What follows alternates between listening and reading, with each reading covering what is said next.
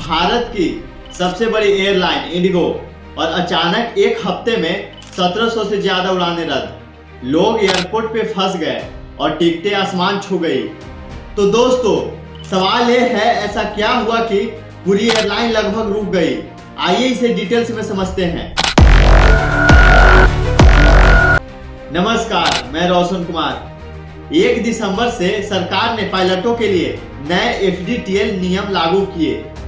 इन नियमों में कहा गया कि पायलट को ज्यादा आराम दिया जाए, नाइट उड़ानें कम से कम कराई जाए, ड्यूटी समय को सख्ती से फॉलो किया जाए। ये नियम यात्रियों की सुरक्षा के लिए लाए गए थे, लेकिन समस्या ये हुई कि इंडिगो ने इस नए नियमों के हिसाब से अपनी पूरी तैयारी नहीं की थी। और दोस्तों नए नियम लागू होते ही इंडिगो का पूरा शेड्यूल गड़बड़ हो गया। कई पायलट ड्यूटी के लिए उपलब्ध ही नहीं थे। जिनकी ड्यूटी लगी थी वह नियमों के कारण उड़ान नहीं भर सकते थे। क्रू की कमी इतनी बढ़ी कि रोज सैकड़ों फ्लाइटें ऑपरेट ही नहीं हो पाई। दोस्तों यानी सीधे शब्दों में कहूँ तो एयरलाइन का पूरा रोस्टर कोलैप्स हो गया और उसके बाद उड़ानें एक एक करके रद्द होती चली गई। सिर्फ 4-5 दिनों में इंडिगो ने लगभग 1700 से ज्यादा उड़ानें रद्द कर दी। ये भारतीय इतिहास के सबसे बड़े ऑपरेशनल फेलियर में से एक था।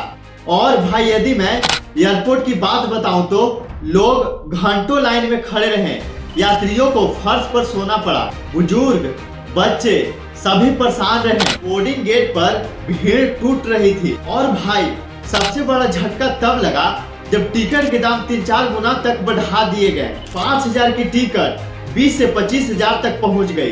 कई लोगों की एग्जाम छूट गई, जॉब इंटरव्यू मिस हुआ, मेडिकल अपॉइंटमेंट रद्द हो गई। जब स्थिति बहुत बिगड़ गई तो सरकार और DGCA ने तुरंत एक्शन लिया।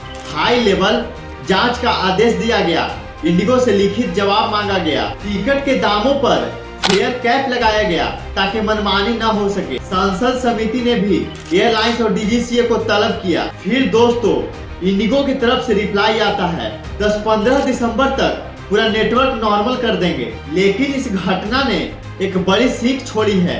भारत का हवाई सिस्टम बहुत बड़ा है लेकिन बहुत संवेदनशील भी है। एक छोटी प्लानिंग मिस्टेक पूरे देश का एयर ट्रेवल रोक सकती है। धन्यवाद।